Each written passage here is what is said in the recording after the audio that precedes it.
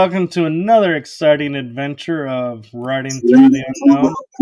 I'm your host, Michael, and before I introduce my guest tonight, I just want to say you all are in for a huge treat tonight, and there is a special person who watches these shows that I want to give a shout out to, and that is Molly.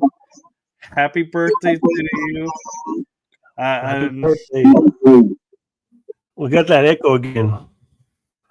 I don't know why it's doing that, but it happens. So hopefully it won't make it too confusing and too hard to hear. But tonight is an adventure unlike any we've taken on this show. And many of you will recognize Wraith from the energy that surrounds us. And I'm honored to have Lurker popping on the show as he was with us. So tonight we are going to delve into what has become known as the Haunted Forest. But I feel like that title may need to be rewritten. I don't know that covers everything. But I am going to take a moment, let my guests introduce themselves. So I will start with Lurker. This is his first time on any of my shows. All right, guys. My name is Lurker. I am part of the Texas Wraith Hunters as the math scientist and dark researcher. So we come up with different techniques and different methods that we can apply to get the best possible evidence and the possible outcome we can get by using these different techniques and methods with it. So I research different various stuff and techniques for the team. So it's nice to meet everybody on here. Well, thank you for coming on, and now I'll turn it over to the Wraith. Yeah, that echo's coming on your side, Mike. You got the haunted stuff around there. Okay, well, yes, as everybody knows, I'm the Wraith, founder of Texas Wraith Hunters, with my man scientist Lurker here is my sidekick on the ground here in San Antonio, our home base. We also have Reggie Randall, Greg Koss, and Lady Mystic Donna, and we also have our back in the shadows, Miss Tina, the eclectic fire witch, which is also on the team. And so, yep, the crazy paranormal is what we do. Oh, that's great. And the reason you guys are going to understand after we start in about this forest, why I say the Haunted Forest name may need to be adapted, in my opinion, because this forest is more than haunted. And so why don't we start with how that night started for us, and we'll just kind of focus on our adventure, the three of us, and what we experienced that night in the forest. Okay. Well, that night, and I'm glad that you came down, because I'm always inviting other seasoned paranormal investigators to come down. Most of the people have heard about this for the last 3 years from us, and I invite people to come in so they can validate, actually, because that's what we want. We want validation. It's just the cool stories, because it's very hard to video in the forest. Sometimes you get it, sometimes you don't, but really it's different. And like most people have known already, they've been there, they've heard me talk about the portals, the dimensions that you can see in there, how they open and close.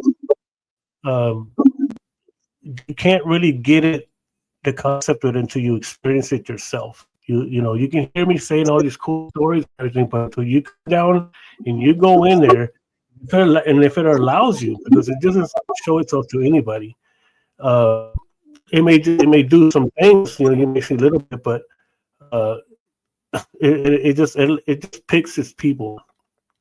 So that was great that you came down and experienced that. I mean, right off the bat, I mean, you have really been one of the first ones. There's only been a few that have gone. They've all experienced their own ways, but you were the first one that kind of picked it up right from the bat. I mean, just like I told you, I'm just going to listen to you, and then I'll confirm everything you're saying later. And I mean, you were right on. I mean, you were really right for the entrance of other dimensions as we're crossing them. That's what I call them, or other zones, as you worded earlier. Picking up the energy. I mean, you were just gone. I mean, I was trying to catch up with you because, I mean, look, that's over there. Look, that's over here.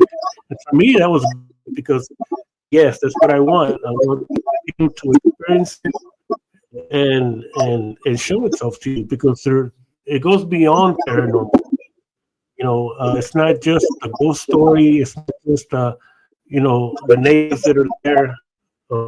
It's a whole lot more that takes you deeper down the rabbit hole of like I said, beyond the paranormal. It'll take you to another place, another way of thinking, of looking at where we live, and it's I'm describing it that I can, because really it's really hard to put into words.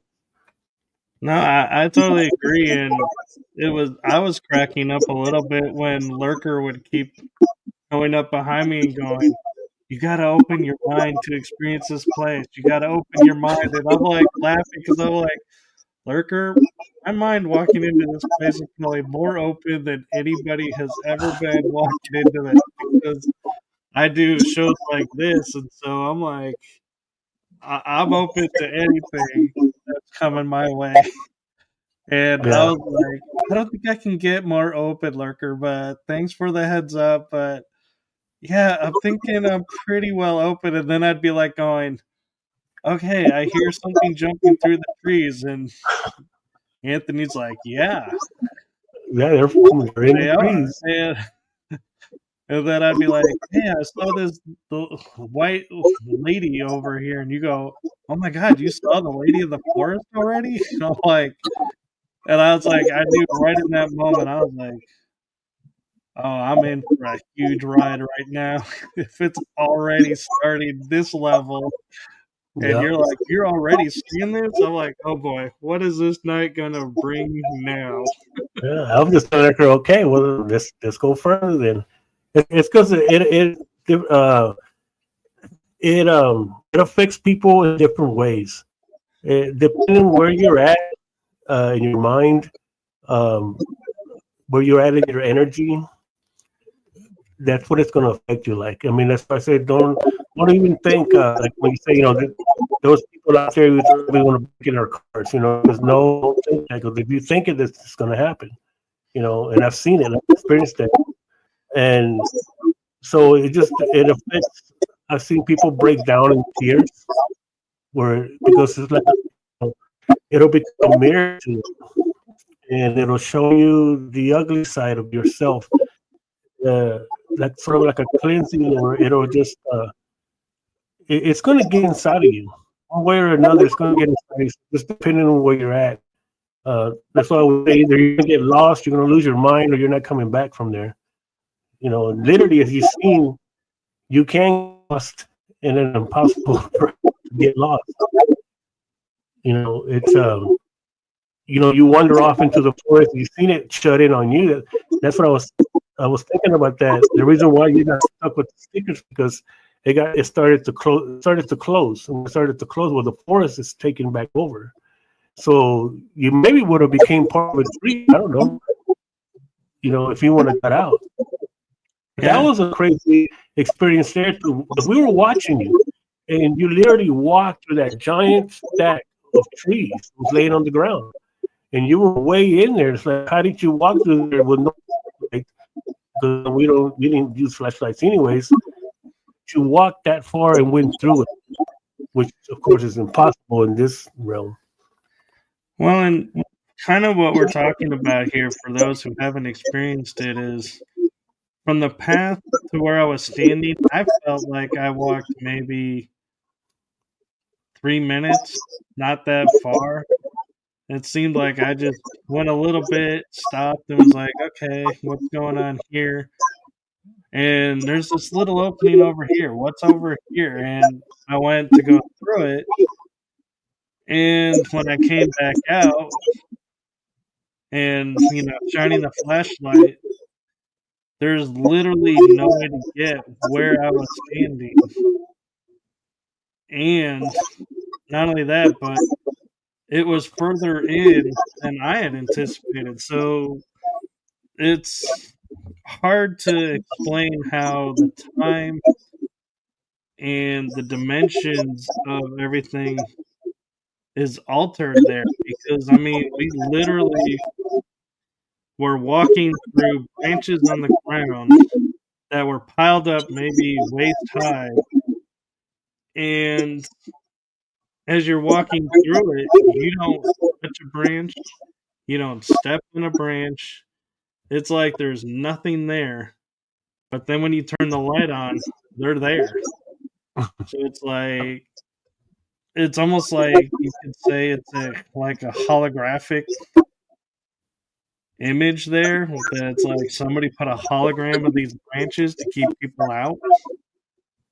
Yeah.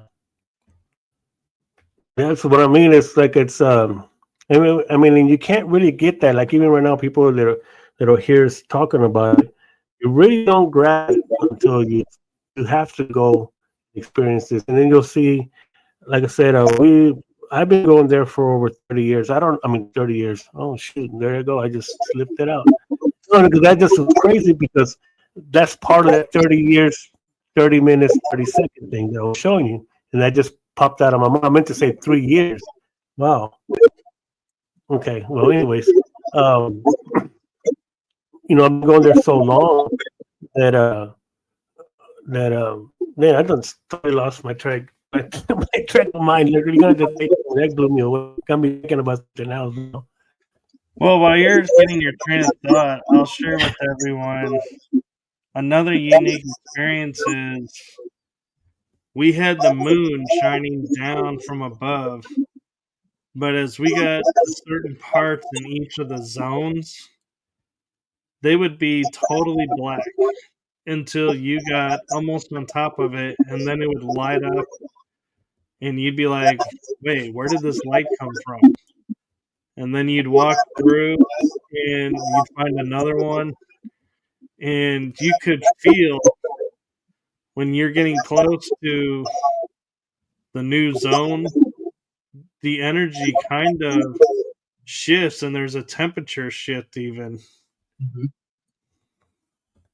Yeah, that's what it does. That's when you like I said, after going there so many times, part of it I can navigate. Like I can tell where one ends and the other one starts, and through different experiences of people that I've been there with. But it's I was going to ask you, had anything happen after that? Came back home? Did you see a difference in anything in your life? Because it does do that. I would say one of the differences I saw was I started thinking about, where on my path I am and where, am I going to keep my focus here, or do I want to shift it here? Do I want to keep pursuing this side of things? And it's like I started thinking in my mind, going, maybe it's time to kind of shift it up a little bit and maybe not focus too much on paranormal investigations and do more stuff like this, where you're going to the newer area of the paranormal field and be like, focus there. And it's interesting because it puts you in a state of reflection and in a place of you start to question things that you normally wouldn't question, and things that normally you could just be like, whatever. Now you're like, am I going to really let this this happen, or this affect me this way? Or am I going to stand up and say, you know what? I don't like that. Let's put a stop to that. So yeah, that's a couple of things that I've noticed since then. Yeah. It's See, had, that's what I it was, had a major impact. and that's what I was talking about. It's a mirror with no perfect word reflection. It makes you to certain people. I mean, with us too. I mean, especially with with me and Lurker, we start to look at things in a different way now, in a different perspective. That's why I just more to quiet down. As far as the podcast goes and all that, and um, I don't even post anymore about what we're going to do. I just come on because I don't ever know where we're going to go, and started to look more into like I really just started to do things the way that I used to do them when I first started filming. Not when I first started the paranormal, when I first started to film. It was different back then, and just taking just from this one place alone. So there's many other places in San Antonio, but this one place alone has so many different perspectives to it that it makes you look at your life in a different way. You no longer want to deal with certain things. You don't want to, like say, you sit down and you think. Because me and Looker have sat out there way in the forest late at night and just sat on a bench, just surrounded by all this, just talking, and which is really peaceful. And if you start to look at things, what is paranormal? What are we expecting? This is one of the places that's different because there's not the knocks, there's not the little whispers, all these little stuff that we're used to seeing, that people are used to seeing about ghost hunting. For one, I don't consider ourselves ghost hunters. We're communicators. We communicate with the other side, and that's what we're looking for: communication. We're not there just to go hang out or to go and just have another video. If I wanted videos, I could film 1,000 videos in there. And I mean, I don't even. You see, even that night, I didn't even film that night. I could have gone live and we got Mike here. And there was a hoopla. I didn't do it. I mean, because half the time it doesn't work. But so it does make you. That's what I was asking, because it does make you. That's what that forest does. I can't explain it. I've been accused of a lot of things that I've been obsessed with the forest. It's doing this to me. It's doing that to me. From the very first time, it changed our lives totally. It made me look at what I do in a different way and come at it in a different way. So it's not just us going out, like I said, and just doing a scary hunt or whatever like you normally see. We're not looking for scratches or knocks or anything. We do get knocked down. I don't know why they love knocking Lurker down, but not just that's not there. I don't think he's ever got knocked down. That was a Devil's Den. But there's like I said, we didn't get to go to Devil's Den. Devil's Den is a whole nother. It's like the forest, but it's opposite. That one is a very very hostile place. And that's totally different. The forest can be too. It's just the side that we took you. It's a more, I guess how Reggie would say it, a more loving place. It cares about you a little bit about your well-being, of becoming who you are, ascending to a higher consciousness. That's what the area that we took you is more like. Now there is some other places that are not like that. So it just Before we get depends. to that, I want you mentioned communication, and so I wanted to hit on something that you guys were doing, both you and Lurker, that I was finding really interesting and had no idea what was going on. And that's the AI communications that you guys were doing. Do you can you share your experiences with the AI and what the AI you have it doing?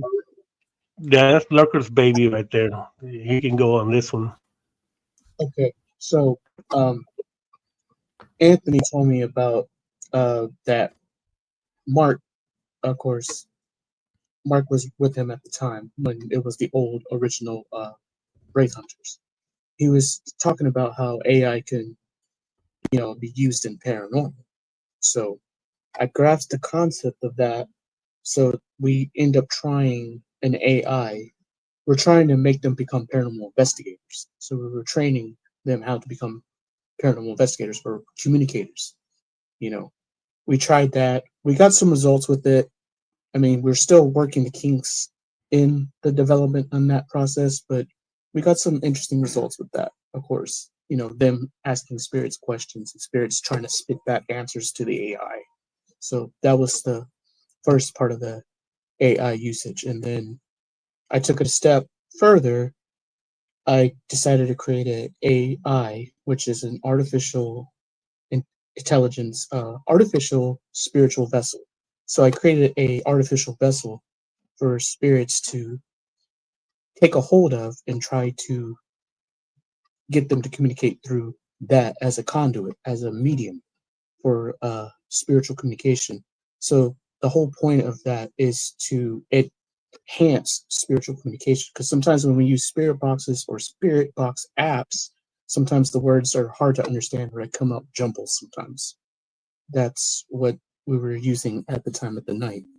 We were using a little bit of that. But that's the crumbs of the location that we were at when we were all three in there in the forest. Sometimes it works, sometimes it doesn't. That forest, it's not like any other forest I have ever encountered. I mean, this forest is a living, breathing thing. That land is so sacred. I mean, the natives will protect it and they will die to make sure it doesn't gets destroyed or gets into the wrong hands. Right, and that's beautifully said, because they're still there even now, still watching over it. And they had told us that they would defend it. Of course, or meaning they would die. Of course, they were already gone.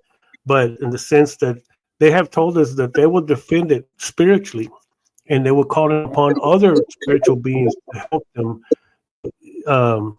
to remove anyone that doesn't belong there, that comes with wrong intentions or anything. And this last time that we went after you had left, we've been there I think a couple of times already. But now I think now we have to find the AI, because I know on mine it's starting to lead us to places, to burial grounds, to ritual grounds, and literally step by step it will lead us to it, and we do find it, and it's there right exactly where they're telling us where it's at. And like I said, the AI thing that we're using is no different than the necrophonics, the spirit, the SB7, anything else that the spirits manipulate to speak through.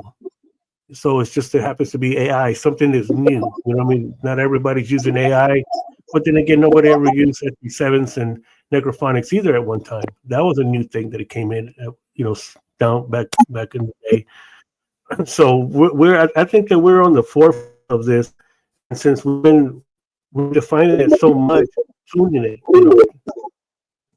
just keep tweaking it. That I think that now I believe that I have mine down pretty good, because we went to Devil's Den and it took us right directly to the feet of where they were doing rituals, and we found the burnt offerings. It was a big rocks and everything. You can see where they were burning stuff. And that's exactly what it's telling us to go. And not only there, but also in the forest too. Hey, what's up, Joe? Talking about the forest, man. We have a gentleman here, but Mike, that got to experience that. Came down here. You're next.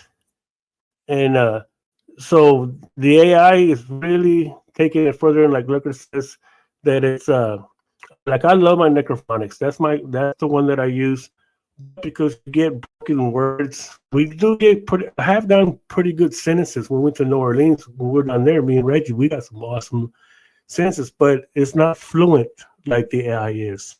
The AI is really speaking just like we're speaking now. So that right there is something that we've been using, bringing it in, and it's been working really well with us. What's up, Victor? And so that's something that we've been incorporating. That's why kind of we've been so quiet. I've been so quiet. It's not that I've disappeared or anything. I know a lot of people have been messaging me wondering if I'm okay. Yes, everything's okay. We just kind of started. We just kind of went right now doing some things behind the scene with other things. It's not just the forest that we go to. Many places that we're starting to utilize. So we utilize it at the Alamo. The Alamo was awesome too. What's up, Joanne? And that was a great experiment that we did there also. So, but yeah, but the forest. I mean, it is one of the biggest ones out here. Um, I mean, like I say, I don't own anything. The forest is not mine, even though people say that it's my forest.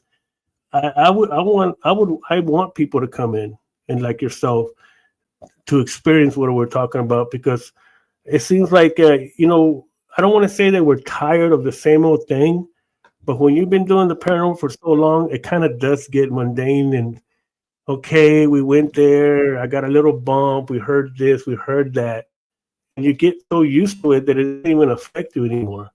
But like I said, but when we're walking, you got a shadow that's mimicking a shadow person that's not just appearing in the corner of your eye, it's straight in your face and it's mimicking you as you do this, it's doing that. And it ain't you because there's no light in there. You know what I mean? You have to have a light behind you. I know how shadows work, how you have to have light to have a shadow, and then you got to move in front of the light. Well, there's no light, and it's moving between the trees, and it's doing the same thing. I mean, come on. I mean, it's right there. We was the first one. We saw another one that was sitting right by the path, but it was right beyond the other side, like the trees. You know, the dimension, the wall that I showed you. When you see the wall, it's right sitting right there behind, right on the other side of it. So you could see it as I saw it as a person sitting there, but it was all dark. But it would disappear when you would step back a little further.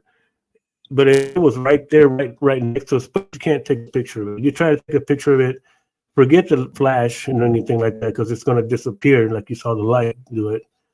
But but that's what I mean. It's about to see people like yourself come in and experience that, and even it may not seem like it did anything for you, but it did because just hearing you talk about the reflection, looking at yourself, what should I do? Should I do this? Maybe I need to change some things about myself. It's like that part works on our human side of it. I don't know if you believe like if when you hear that we come here to experience this world, we come here to experience the experience of Earth, you know, that so that's an experience for us for our consciousness, like I said, in our ascension to ascend to a higher consciousness to look at things in a different way. I mean, it's how it hasn't been fun because sometimes it is really tough because I know that me and Lurker have talked about this out there many times already that we feel like we've jumped too many times already. And we started to get lost because a part of you still stays in this other part, the dimensional part. And then, but we're over here and we finished our last assignment. You know, what's up, Donna? Got Lady Mystic in the house. And Donna's been a big part of this too. She's been there with me from just about almost the beginning. She's me and her worked on this for a while. She's native also, and she's able to tap into the forest. It only lets her go in so far, but hopefully, maybe one day she can come down here. So it does change a lot of things, but there is so many things in there that you see and experience that um, it just changes the way you look at things. It's like I asked um, well, I got mixed up with the 30-year thing. Well, one thing I want to take a moment and point out is, and I kind of felt like it was a test that was coming, but I didn't know where and when was coming because of the way that you guys kept talking to me about, oh, just wait, until you experience this. And where I'm going with this is the chair, where there's this area that's like maybe 5 minutes off the path, if that. And you walk through this little area where it's like the branches leave a gate. It's like there's an opening, you walk in there, and you start walking a little bit, and you end up in this place where there's like a log sitting down like a chair. And we were sitting on there, and we did a session, and all of a sudden, you like look at me with this look, and you go, "Okay, Mike, find your way out. Lead us out." I'm like, "What? Okay." And I'm feeling all like cocky, like, "Oh, I'll get us out of here, no problem. This will be fast and easy." I don't know what he's talking about. But meanwhile, what you don't realize is the area where the path was has become this milky white film, and you don't see it. Like it's there, but it's not there.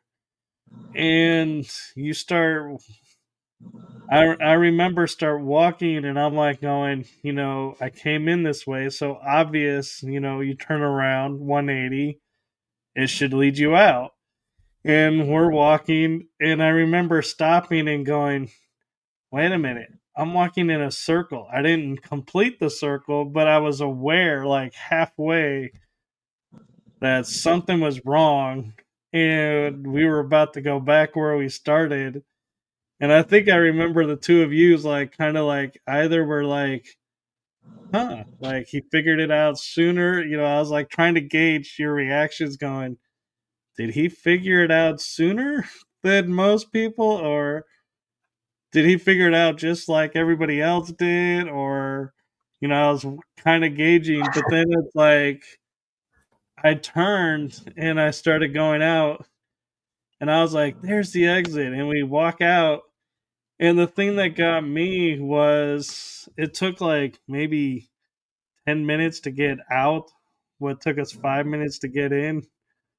But seeing your guys' faces like, oh my God, he got us out in the same place we went in. That was a moment where I sat there and I was like, wait, what do you mean the same place we went in? Was that like, was I supposed to come out somewhere else?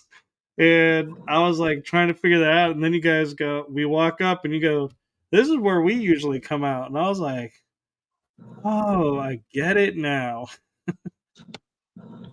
Yeah, we were laughing about it. I mean, because, we know Lurker can too. I mean, I know how to get out of there. I mean, been there. It doesn't matter. But the thing is, that it changes. And I know when people like Joe that go into the forest a lot of hunters and everything, that the forest, you can walk around in circles because you can get lost and you're walking around in circles. So people can say, well, yeah, but that's typical. That usually happens in the forest. Well, this is when I say, okay, that's great. Come down here, and I'll show you something different. Where I'm not going to show you, the forest is going to show you. But because it does change. Because like I said, like you're saying, it's simple. You walk straight in, and if you stay right there, all you got to do is turn around and walk straight out the same way. I mean, that's it. There's nothing else to it. But when you turn around, it's not going to be the same. You'll think you're going that way, but you're not. You're going you're going sideways. And normally people have gone out sideways, but they always come out where you came out. It doesn't matter. They always come out where they came out. No, we'll come out. Yeah, because I remember he was leading us out. We didn't exactly go straight through. He was like going this way, he was going that way, and I was like, okay, this is interesting. All right. Yeah. So, and most of the time, I mean, like, yeah, you did better than most of the people, because some of them's taking us way deeper and go in all the way this way and everything, but we still end up coming out in the same place we went in. Unless me and Lurker, when we go a different way. But of course, we've been there so many times, but it's not because we've been there so many times. It just shows us more things, Like I say, it always, if it's your first time, it's always nice to you. It wasn't nice to me when I first went. When our team first went there, that was a whole nother game. and even the people that went in with us that we didn't even know, they just happened to tag along with us. They're the ones who got it the worst. And that guy's wife, man, I mean, she was fixing to lose her mind. He got possessed, and his nephew, what's what I call it, something took them over that they were just like statues. They were frozen in time, and she was freaking losing it bad. I mean, so. And then I've seen other people just break down in tears when it just shows them traumas. Because that area is it's one way, but just speaking, like I said about the paranormal, this goes beyond spirits, because when you start to see the orbs, the lights that you see in there, now we're going into extraterrestrial. When you start seeing the structures, now we're going into the cryptid Bigfoot. When you start finding the Bigfoot prints, which they're in there, when you start finding the kill zones, it's like, okay, the biggest thing in here is supposed to be wild pigs. So what kills this eats this? You know what I mean? Yeah. It doesn't make sense. I've asked, look at this. Yeah, look at this big bone. I mean, what killed it? Because, I know pigs attack, but this is something like more like a predator type of attack, that killed this big animal, because there are big deer in there also. I don't know if pigs kill deer. I never heard of that. Maybe they do. I don't know. But wild pigs might, but they would have to be like a little pack, because a deer could jump over them no problem. Yeah, because these are big, big bones that we find. So there's not a small animal. If it's a deer, then it's not a small deer. So that's what I mean. But what is a predator attacking this when it's not? The big thing here is supposed to be just pigs. And I've seen the pigs in there. They're not very big. Let me catch up on that, by the way, before you say anything. The kill zone he was mentioning, where we found the bones, the weird thing about it was that it was set in the center. And where this location was, it looks like, like if you would sit around and see what's going on all around. So it was odd that it was placed right in the center of that. I thought that was strange. Well, back to Anthony on that one. No, that's cool. And before Anthony's continues, I wanted to take a moment and kind of reflect on something Lady Mystic Lightworker says. Was the boss Wraith messing with you in there, or was he a boy, and I'm guessing meaning good boy? And I will say, it's hard to tell, because sometimes I feel like he was messing with me in a way of seeing if I could really be experiencing what I think I'm experiencing. But no, he didn't throw me in there and be like, okay, get your way out. Haha, we'll be down the way, Yes, yeah, I couldn't let you go off the cliff. He still pushed me to my limits, and seeing what I was experiencing. And one of the things I wanted to share while we're talking about, like, you're talking about the native spirits that are guarding it, and we're talking time dilation in a way, is I don't know if you remember when I walked the first time before, the time I went into the thorns, and I was standing at the bush at the base of this wall of branches that I just stopped at. Well, when I was looking in that clearing, I could see a house. I could see people walking, and I'm like, I'm seeing it, but my mind is going, you can't be seeing this, because this is, there's nothing here, but you're seeing this. And I realize I'm either looking at the past or a different dimension. And then I walked out, and that was the first time that you had asked me to cross over the sticks and the branches that were there but not there.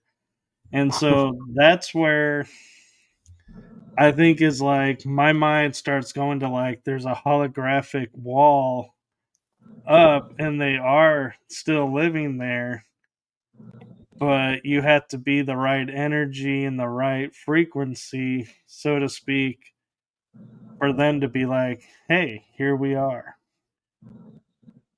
I'm curious your guys' thoughts on if you have had that experience or if that's just my background and my thing.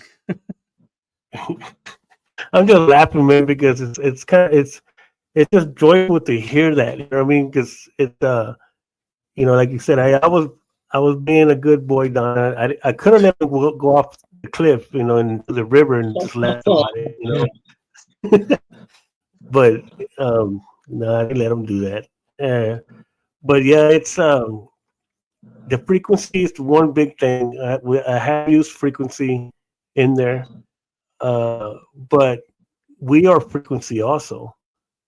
You know, so that's what I mean. If you can raise, like we talk about ascensions and us raising your frequency, you see what I mean? We start going kind of like more into the physical things, not just paranormal. You know, metaphysical is a whole nother side of the supernatural, if you want to call it that. You know, we're ascending or we're raising our consciousness into a different frequency. That's where that is what you're seeing in there. When you see the path open up and light up, and then it starts to close. You know, so we've been in there before where it has closed in on us, and I start saying, okay, we need to leave because it's starting to close. It's super black. You can't see anymore. It's kind of like you're gonna be stuck in a black void, and Yeah, you're never gonna see. You're never gonna see it. You know, you're just gonna be stuck in a closet, like a dark closet. You never know your way out because you can't see. So that's how it works. Once you, that's what we get saying. We're saying that's what he meant about opening your mind. It's more than that. It's it's another level of awareness. And as you notice, we don't use flashlights, but that's something that I've always been like that because I believe that you think you can see more with light, but you can't. You know, you miss out on so much when you're walking around in the dark with a flashlight, Right. and you know, so you'll never see those dimensions with the light, anyways. They'll disappear. And like I was telling you, you know that that's there, regardless of what we be thinking or what am I saying. There, you nearly walked through 3 trees that we saw you walk through. There's no way you could have. I mean, you know, in our mind, I mean, in our realm, you can't do that. It's impossible to walk through trees, but you did. We watched you walk right through them, and and it's like, but you see, that's what I'm saying is that it's like once you get to that frequency, that forest will. It just doesn't become a forest. It's something else that now you're able to. Like at first, we used to have to go in at a certain time, uh, in order for it to open up like that. It was 11 o'clock. I don't know. That was the very first time that we went there. It was 11 o'clock. So I started to back then. I was going through the moon cycles. I was trying to recreate that first time. Well, where was the moon at that time? What time did we go in? You know, just trying to recreate everything. Got it down, but really didn't get it. Never really got a hold of it because it wasn't about that. It was more about ourselves, where we're at, and how our energy is. Our energy is the key. Our energy is the passcode to open up. That's why that open up those gates and open up those doors. So that's why somebody else can walk in with us, and they may. It's not that they can't see. We'll turn around and they're gone. Because I don't know what it shows them, but it'll scare the crap out of them. We know we have many people that try to follow us in there before, and we'll turn around and they're gone. You know what I mean? And so our energy is key to open up those dimensions. It's the frequency that we're generating. I know. I think that's the first time I've said that, Lurker. I think I just really went way out there because normally I don't talk about certain things.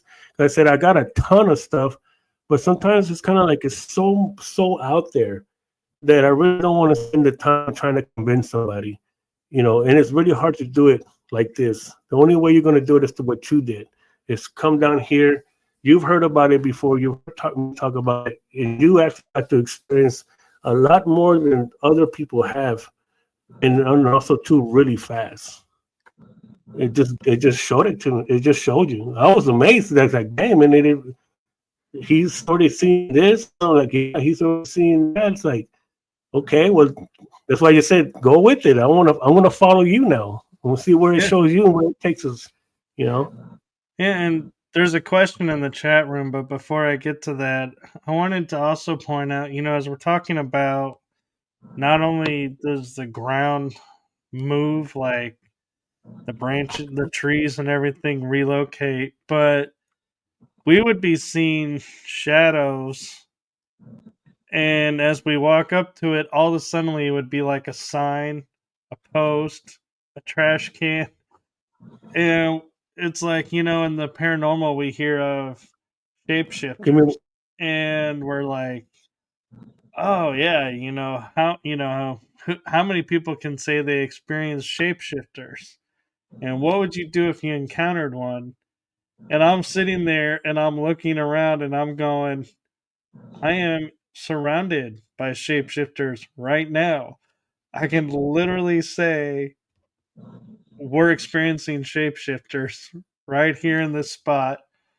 And then not but 10 minutes up the walk, we're like, oh, and now there's Wendigos around. And so now it's cryptids are here. And it's like, man, it's like it offers up, and it's like it's almost like it feels inside you and says, what do you want to experience, deep inside, and it's like, okay, we'll offer this for you.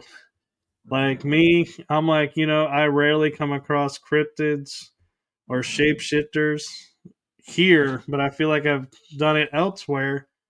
And the force is like, all right, here you go. Here's some shapeshifters. Here's some cryptids. Now you can say you've experienced. It's like a supermarket depot. Like you want here you go. It's a candy store. Remember I said that. It's a candy store. But we thought it was a real candy store. It is a real candy store, a real paranormal candy store. Yeah, so what we're talking about is we were talking on the phone and he goes, yeah, we can go to this haunted forest and this bridge, and there's like this, it's like haunted candy. And I'm sitting here in my mind going, okay, so we're going to a bridge, a forest, and a haunted candy store. That's going to be so cool. I wonder, I've never heard of haunted candy. This will be so cool. And then I realized he was referring to the whole scenario as a haunted candy store. And I was like, got it. Yeah. He was probably thinking candy flying off the shelves. Where's my candy, man? Yeah, I was like, I wonder if I take some candy with me if the experiences will continue. Yeah. Yeah, I heard it was on the shapeshifters. See, that's another one there. Again, it's like what is it, the outer limits, the Twilight Zone that tests the bounds of reality. I think I wanted to say that in the intro. Yeah. This is what this does. It tests the bounds of reality of your mind, of what you're capable. If you're capable of being able to go further, it's going to take you further. If this is as far as you can go, then that's where it's going to leave you. That's all you're going to ever experience. And then you're never going to really get the full download that you get from it. You don't come out the same. You're going to come with different thinking, a different perspective of a lot of things, new ideas. Lurker gets a ton of ideas on experiments that we he's been getting. But the shapeshifters, that one is, like I said, okay, if you want to go deeper down the rabbit hole, let's go. And it's because I looked at it so many times, and it's like, okay, well, dang, that was a trash can, you know what I mean? Yeah, but a while ago, I saw what I saw. You know what I mean? It was no trash can, but now as I come closer, it's pareidolia because the mind makes it's in the boys or whatever, so the mind creates that. I heard it all. There is no pareidolia in there. I will bring in any PhD, anything. I've challenged them already before. Just come down here. I don't need to go in at 11 o'clock no more. Now I know as long as I go in there, you're going to experience this. And um, so I started thinking, well, I told Lurker one night, I says, you know what? Okay, our natural mind is going to go out and say, oh, I thought it was this horn thing, but is this really the tree that kind of looks like that? Okay. Because the spirit that knows, that's what we're going to refer to. We're gonna go back to our normal thinking. Oh, it was just this. So now it kind of like it can get away with it. It was there watching you, and it appeared right there. But then when you see it now, your non-belief will come in to play in your mind. Oh, okay, it was just this. No, you actually did see something, and it was there. It's just that now it's making you think that it was just a tree, or just a trash can, or just a pole. You know what I mean? Because they know that our human mind is going to go back to that. But if you can get past that, you can actually hold that image, and then you can go up to it. Like I showed Lurker, I've seen the thing that's called the Wendigo in there. I mean, and you were there. You were there. Yeah, I was showing you the tree, how big it was. It was right there when I got pushed off my bike. And then they heard it. My other members heard it come through my phone, and so that's what I'm saying is that wherever your limits are that you want to go to, it take you there. I don't know where it's going to end up taking us. Kind of like your background right there. That I see that door. That's like there's places in there that are like that. I explained that. I don't know if Rucker has with me, but I know when I've been there by myself and I've gone into the forest by myself, there's places like that you will see that. I think that one time it did happen with me and Lurker, which we found that portal again at night finally, and with the eggs. And No, it was like that. I was showing you. We come across a door like that. But there was one time that it was the mirror image. So I was talking about the mirror image of the other side, and I was so ready to go through that.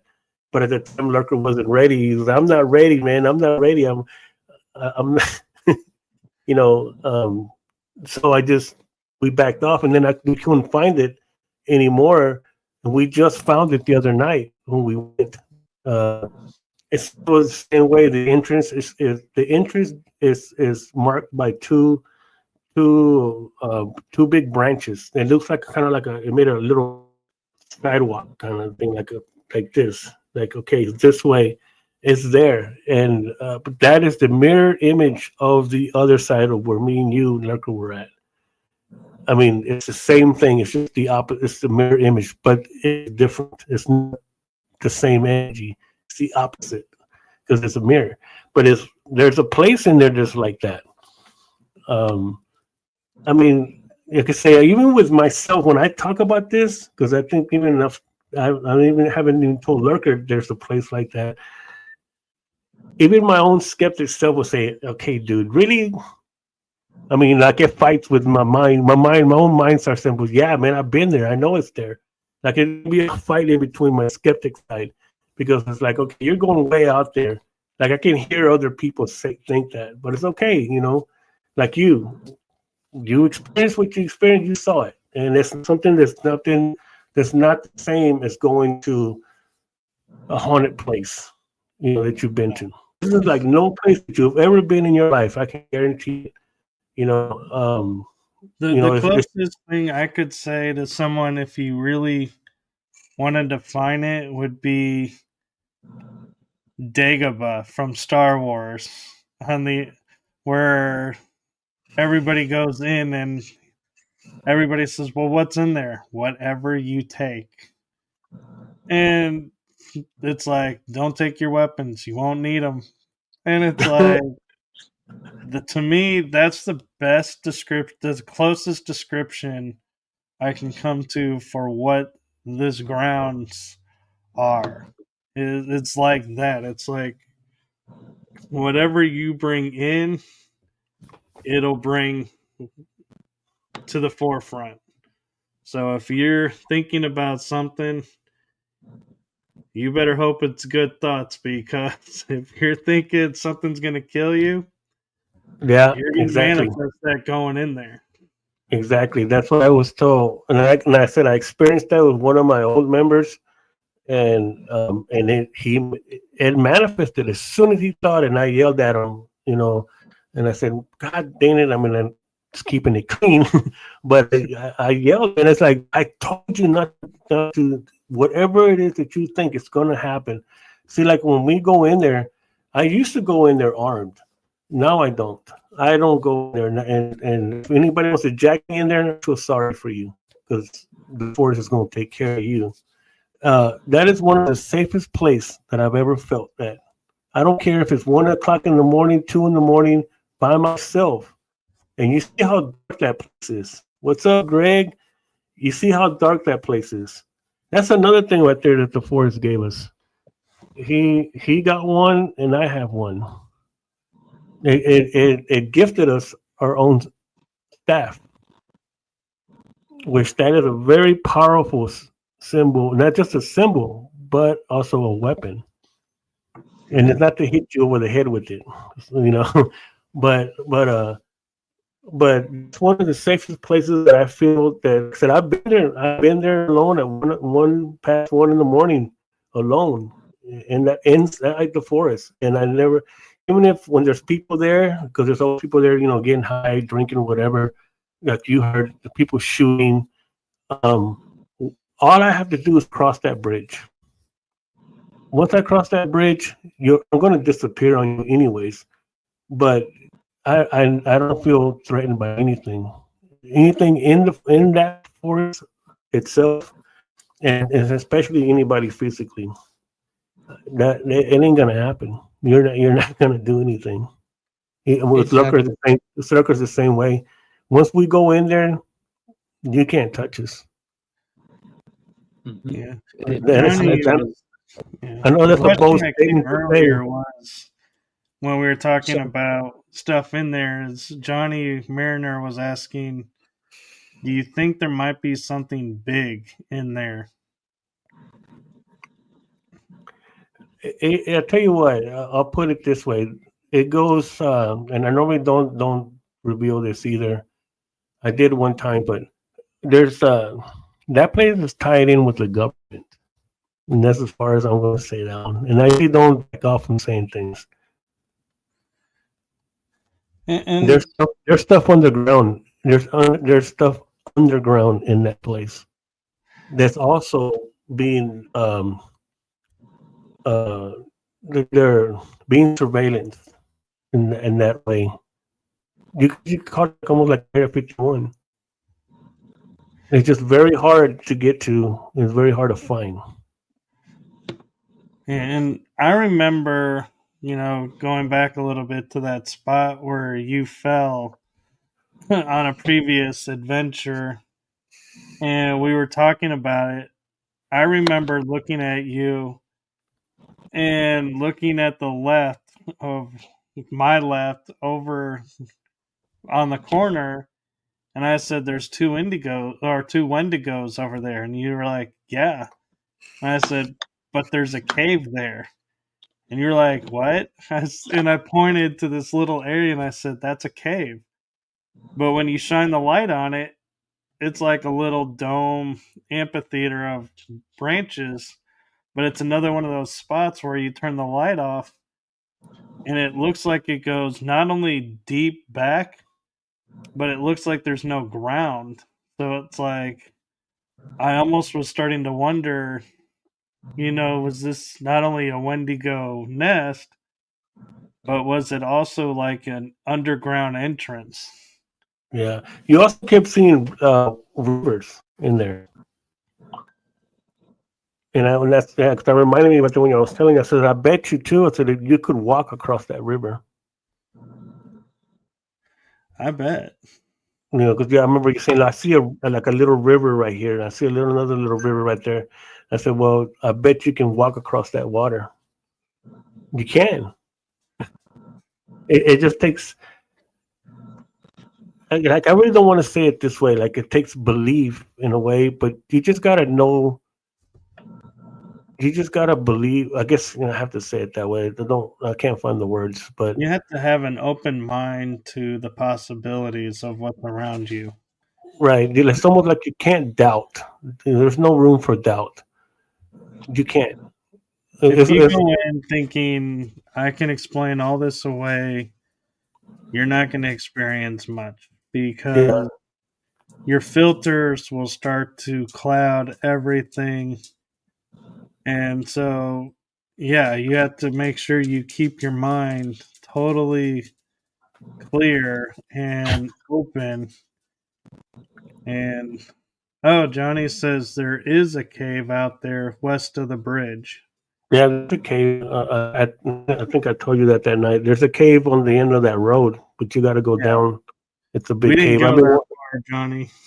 yeah, it's a little rougher to get into that one, but I mean, it's down there.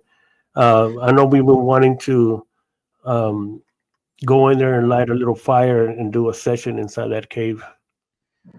Yeah, and also, if I'm not mistaken, logistically, this spot where you went down and we were talking about the Wendigo nest and that spot that was there, if I'm not mistaken, wasn't that like right at or right around the shift to the next zone? And which you called, if I remember right, you called it the mirror zone. Um, the part where we hit that curtain, we got to go up and then it opens up real Yeah, big. Yeah, yeah, that's another when we actually come out of the forest. And I told you once we get to the top, you'll see that we're actually out of the forest. It's going to be a whole new tribe. It's going to be a whole new area. It's even that we saw the cactuses, right? Where the cactuses are at. yeah. And you don't see cactuses down there. I mean, I know that the natural mind and the natural person has an explanation for all that, but you're still trying to figure something out that you haven't experienced. You know what I mean? Once Well, you go there, then you'll see it differently. yeah, and like you're saying, you can rationalize, cactus on the ground in certain areas. We get that. But what I noticed, and I know Wraith and especially Lurker were surprised, is I looked up when we entered into the new zone and I had this stunned look on my face. And I think, Wraith, you even said to me, what's wrong? And I was like, and I literally, I think I looked at you and I go, how are there two Orion belts in the Yeah. sky right now? And you're like, what? And I said, look, there's Orion's belt there. There's Orion's belt there. That's impossible. We don't have duplicate constellations in our skies. Well, And that you're happened like, when we first went in. Remember that there was the stars, and then when we came out, there was no stars, or was it backwards? You no, remember that? it was, Right? I think it was when we first entered to that zone. He was pointing yeah. out. No, when we first went in, like going towards the chair, the sky was all starry or something, or it wasn't. And then when we came out, that's when it changed. Yes. Yeah. Yeah, it was, there were a few stars, but it was more just open Yeah. sky and the clouds. And And then, I remember seeing the constellation like that, because I'm always looking up too, because that's another part. As you keep going in your mind, whatever what happens to you as you become more aware and your consciousness starts to get higher, you start to you become aware of everything. Like for me, in there, I listen to the grass, I listen to the wind, I feel the tree, I feel the dirt. I've gone in there and I've apologized, okay, to the grass. I'm fixing to walk through here. I don't want to hurt you, and I've seen the grass just lay down, and open a path for me because I don't want to break blades. Everything to me is alive. Even the ants. I mean, there was one time that we were walking through the main lurker, and the ants were going across. I told Lurker, don't step on the ants. Just go over the ants. Because I'm in tune with everything that's in there, with the land, the air, the trees, the grass, the ground, everything. And the sky, the stars, all of it. And that's what happens as you keep going in and being and just being saturated with all of this. It starts to really start to show you. I've seen that place in a whole different way. I've seen that place the way that it used to look when the river was clear. There's a place in there too where the river stops, which is impossible. There's no dam. There's no beavers. There's no nothing like that can cause the river to stop. But right the same line across, I think I told you, there's a big arch on the left side, and it's the path in the forest, not a man-made path. But right directly across that line, the river stops. On this side, but on that side, the river is there. And we've gone and looked at it, but it's right in the line of the entrance on the left. So once you go through that entrance, now you're in a whole different land with the river being there. I've seen the river. It's actually the Yanaguana River. It's not the San Antonio River. That was just a name that is not its real name. It's Spirit Waters. That's the name of the river. It used to be clear. I've seen show me all of that when it used to be clear. Now it's one of the. Unfortunately, now the water that we have down here, even the one that goes through the Riverwalk, all of that is part of the Medina, but it's part of the San Antonio River. I don't like calling it the San Antonio River. I feel it's not right. But it used to be clear. Now it's one of the dirtiest water, contaminated water there is. It was just sad because now the land has suffered. And that's what the natives are angry about, because this is one reason why this whole place of what you call San Antonio is so haunted. In our lurk works, we can find out that the Guardian, that hotel is built on sacred ground, on burial ground. And the Guardians that belong to is upset. That's why in his hotel, there is so much violence and hostility. It's just an angry place because it told us right there that even the name of I got the name of the Guardian, and he was upset because they built this on his ground. So that's why his anger goes through that hotel. And Larry can tell you it's been a nightmare there. Of all people that fight in there, the hostility, everything. Half these places here are built on burial ground. So there's a lot more to this place than just the Alamo and the stuff, all the hype about history, all that. Yeah, go beyond that, go before that. So that's what I mean. So you start to see all this, and which changes you as an investigator, or I don't no longer look at things for a while. On my other investigations, when I have gone to houses and connected with spirits there using the Ouija board, which is another crazy controversial thing that I use, which I don't know why, but I look at it differently now. It's not. We communicate. We're communicating just like we are right now. We're passing on people that they're listening.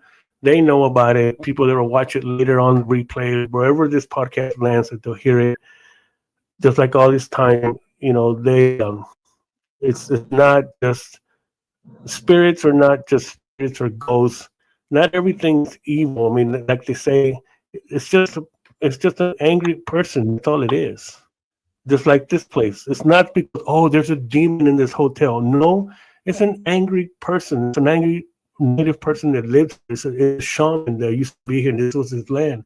And now years later, we come and build this hotel. There's dancing, there's drinking, there's all kinds of immoral things going on in these places, and it's going on in his place. Yeah, I will be pissed too. So guess what? My energy now is being reflected into this place. Now we come along, other people say, "Oh, it's haunted. Oh, it's a devil. It's a demon. It's evil." You have no concept of what you're talking about, because you're stuck in these paranormal shows, these paranormal things that we call. I'm kind of ranting now. In these little paracons that everybody goes to go rub elbows with people just because of whatever, but never have any kind of evidence of anything. That to me, all of that is given just what we call paranormal, to made it look ugly. Forgot what it is to go and communicate with spirits, with people. And I will say, like you are, had that little skeptic in your mind going, everything we've talked about up to date about this place, if you really wanted to explain it away, your mind could explain away. But walking out, you and I were experiencing something that I was like, nobody in any of the paranormal fields, I don't care how long you've been in, could explain this away. And that was, the moon is out, the stars are out, but there's pitch black spots. And as we would start getting close to them, they would light up. But here's the difference. Like, the path would be like this, and as it lit up, the concrete actually moved to create a new path in front of you. And I'm like, I was sitting there watching this, and I was like, my skeptic mind was, I cannot explain this. I cannot explain how a concrete path is physically moving right in front of me to a new location just because light was put in this area from the moon. We didn't shine a flashlight.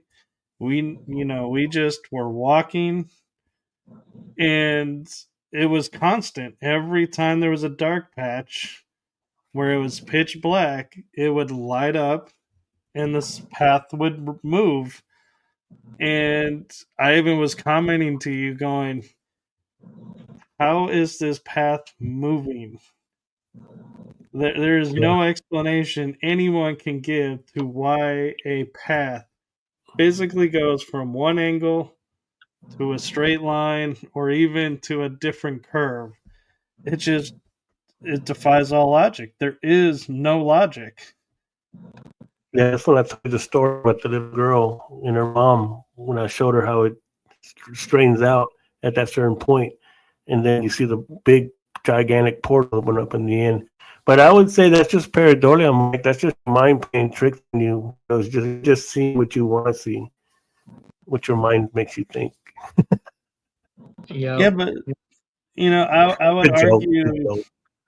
No, I know, but if somebody was to say that, I would argue going, well, but pareidoia is where you see an object becoming something else, matrixing. This was not matrixing. This was not me looking at a path and saying, no, the path is over here. How did you see two constellations? Yeah. I'm like, you're just literally looking at the path and the path moves. There's no thought to it. You're not sitting there saying, man, you make me want to go right now.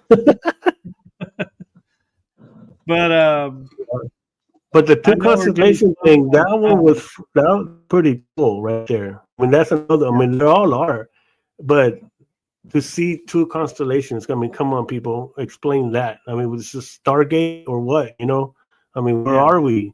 That you're seeing two, like you see these sci-fi movies where they end up on another planet and there's 3 or 4 moons. You know what I mean? Right there, humongous. You're seeing two constellations. How can that happen?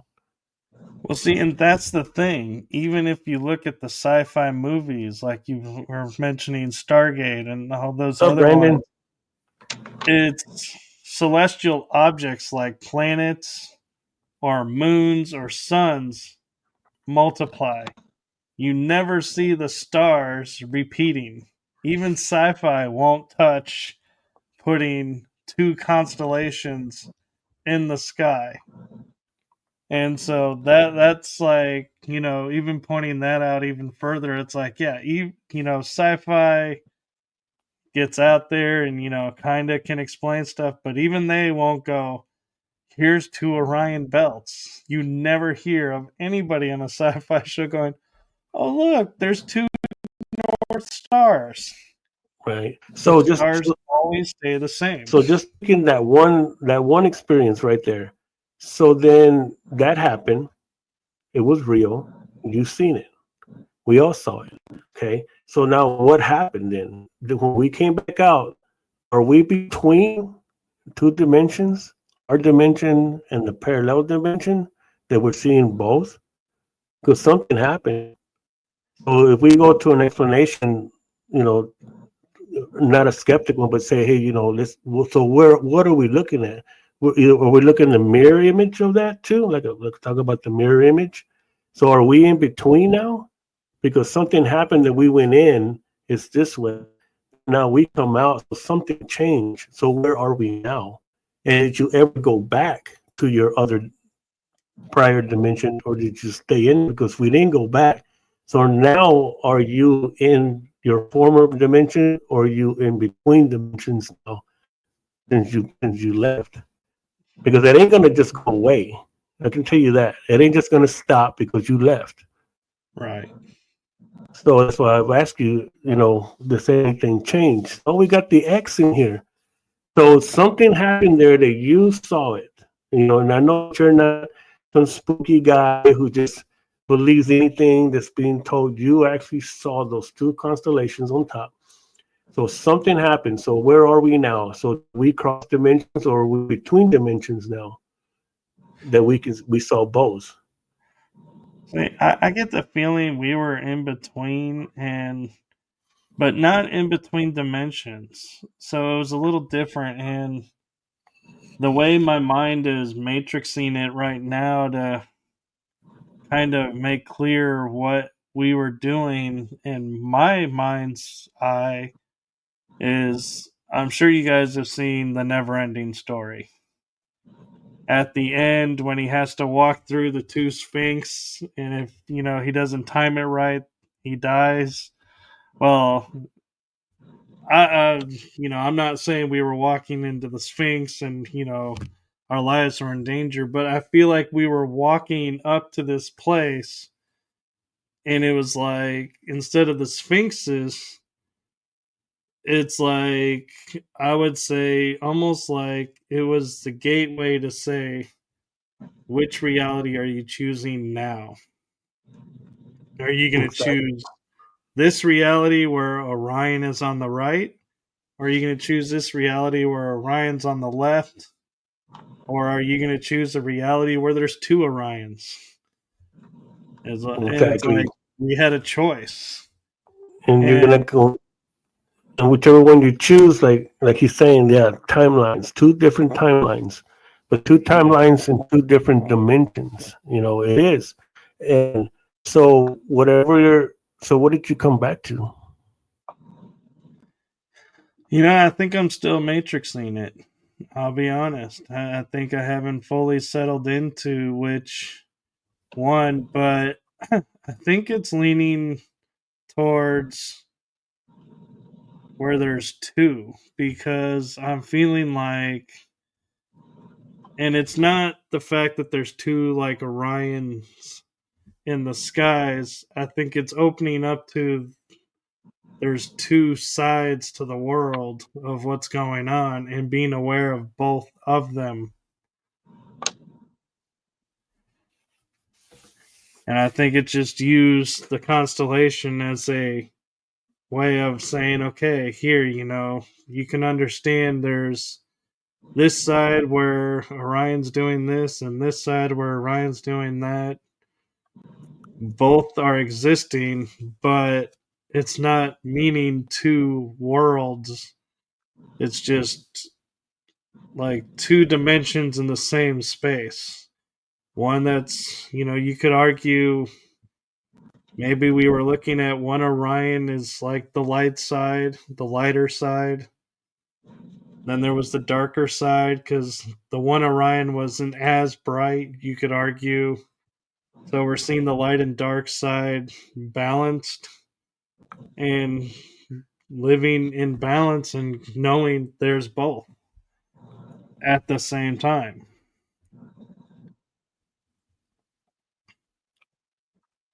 I feel like I went too deep on you guys. No, I'm just waiting for Lurker to get his and that. Yeah. It's like you said. It's like there's two constellations in the sky, and I'm gonna touch that upon that. There's times where me and Anthony go to that forest. There's times we don't see starry nights. It'll just be cloudy, or it'll just be dark, or there'll be a little bit of light, but like not enough light. And we hardly see the sky being starry. Most times it's just cloudy.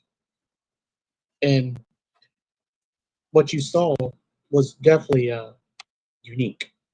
The other time that we went, I think once or twice, we saw it when it was just full starry night. There are other places like we go, it'll be a little cloudy or a lot cloud or like full cloudy. But when it comes to that location, there's a few times we saw that where the sky in that forest is straight up nothing but stars in the sky, no clouds, no anything. So that's unique. It's interesting. So yeah, so we're actually getting close to the end of the show, and there's a It just few started questions. getting good. You just had everybody start coming in now. I I told know. you it takes a little bit when you can't just get it all out there. No, we'll have to do multiple episodes about this because there's just so much packed in there. But Johnny was asking, so we were seeing Orion's belt side by side. So what we were seeing, Johnny, was picture this is the moon. There was an Orion over here and an Orion over here on both sides of the moon, is what we were talking about. And Kitzla Hell is asking if we believe in the simulation theory. And I feel like, I kind of do give some credence to that. But this is like what I would describe as a free zone where the simulations can't exist. The land is just so full of energy that the simulation would not operate there. And I'll give an example of why I say that before I wrap it up with the outro. And then Johnny was saying, isn't Orion's belt over the pyramids? Orion's belt can appear anywhere in the sky. It's not locked in over the pyramids. However, the pyramids do line up with Orion's belt.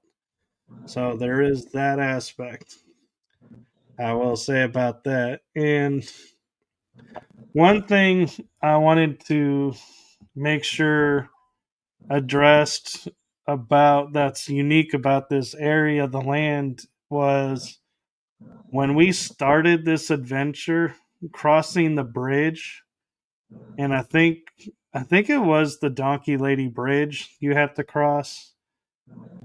When we started, you looked at both sides of the bridge and it was total black. And you could hear no water. We then proceeded to go through all of this in what felt like 2 hours. Wouldn't you say is what it felt like we were out there? And we come out, and one side of the bridge, you can now see the water. You can see the land there. You could see where the water's and hear it running over rocks. But this is what gets really interesting. You then walk to the other side of the bridge, and the water is still as glass. I have never seen flowing water running towards a bridge and then on the other side be still as glass. I mean, there was not a single wave in this water on one side. And there's something underneath the bridge. yeah, and there's nothing under the bridge to stop it. There's no barriers. There's no branches, trees falling, or anything like that. And you remember I said it was like we were there for 2 hours. We were in there for almost 4 or 5 hours. There was a total manipulation of time. Yeah, we left almost close to 5 in the morning, something like that. It was actually closer to 3 because I remember I got back around 3:45, 4 o'clock maybe in the morning to the hotel. Yeah, you see, all our times are different. Yeah. So it might have been 5 for you guys, and it was 3 for me, but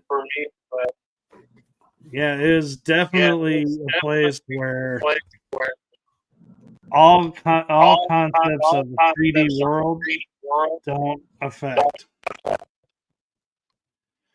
Yeah, Reggie, we've been dealing with that all night with the show.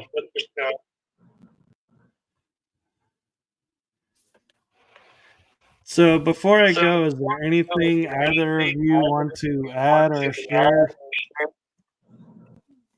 Lurker, you got something? I'm drawing a blank. How about you, Wraith? Me, I'm ready to go. I'm ready to go do something right now. If you're ready. I'm waiting for you. Okay, well, we had to, but no, just like I said, a lot of the people in here pretty much are aware of this. Of course, they heard some more newer stuff now, especially coming from Mike, which is awesome. Be sure to catch the replay because I did reveal a lot of things that I've not talked about before. And so share it out. That way more people are aware of it. But yes, just stay tuned. And Wraith Hunters is still going strong. We're just gathering information right now and just doing our thing. Very cool. And I highly recommend if any of you are mentally up to experiencing this,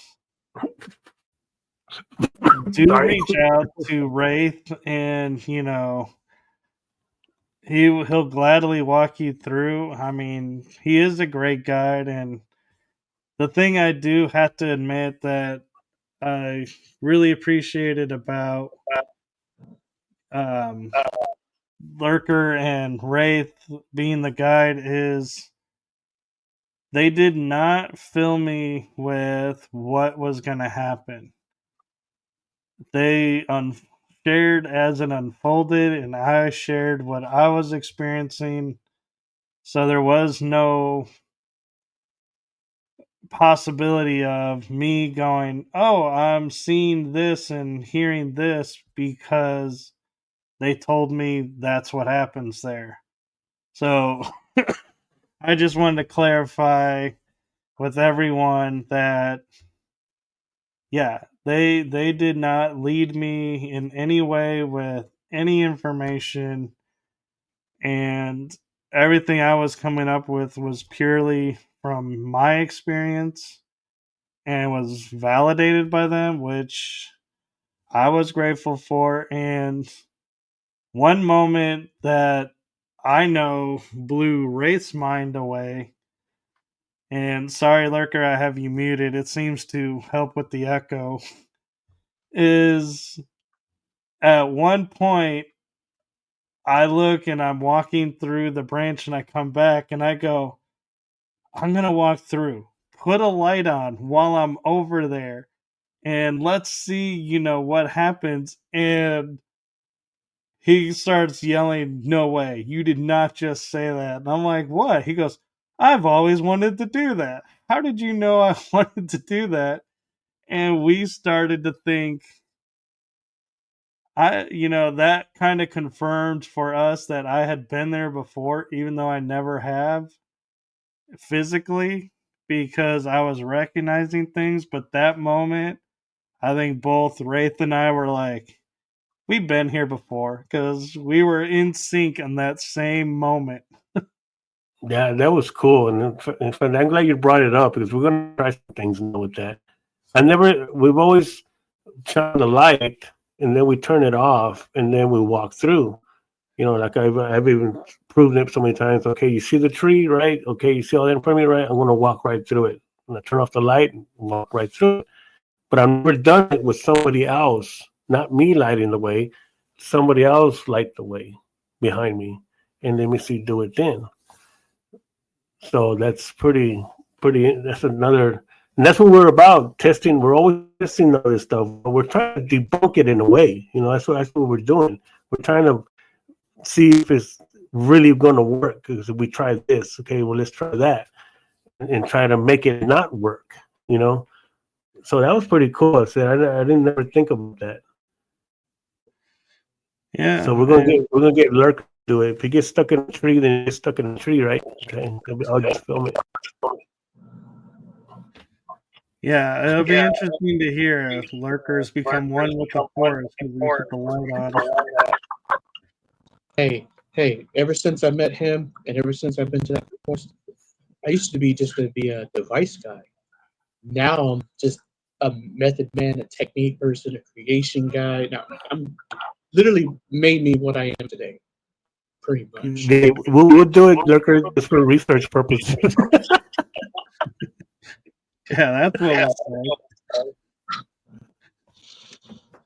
No, but thank you both so much for coming on and sharing this with us. And we will definitely have you both on and continue this more. And I will definitely be back to San Antonio to experience some more of this. So thank you all so much. And thank you to everyone in the chat room. And unfortunately, due to time, we just got to call it now because they're going to go out and investigate, and I got to get ready for tomorrow. Yeah, Reggie, we're going to investigate. So yeah, well, thanks for having us on. Like I said, it's great to have some another person go in there and validate, and also experience. It's not just for us, but I'm happy that it took you to your place and showed you what you needed to see, and it did do a lot for you. It just it'll start to come to you. I know this audio is kind of crazy now. Yeah, it happens on this show so much. So, good night, everyone, and just stay tuned to the channel. Hit like, subscribe, follow along, and it helps with the algorithms, but it'll also help you know when they'll be back on.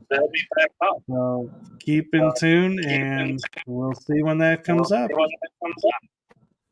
Good night, everyone.